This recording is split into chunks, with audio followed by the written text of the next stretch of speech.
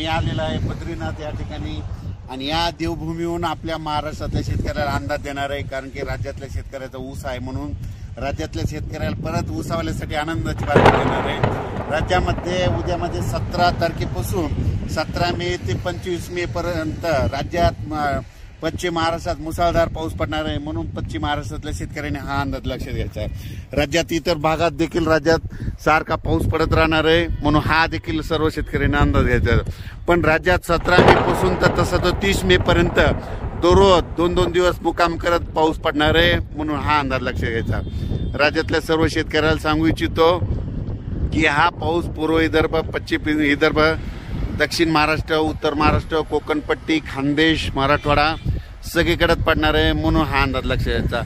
आणि मी हे अंदाज देत आहे, मी अंदाज हे बद्रीनाथच्या देवभूमीहून देत आहे, म्हणून हा अंदाज लक्षात घ्यायचा। राज्यातल्या सर्व शेतकऱ्याला सांगू इच्छितो की हा पाऊस सांगायचं झालं तर पूर्व विदर्भ, पश्चिम विदर्भ, दक्षिण महाराष्ट्र, उत्तर महाराष्ट्र, कोकणपट्टी, खानदेश, मराठवाडा सगळीकडे पडणार आहे, म्हणून हा अंदाज लक्षात घ्यायचा।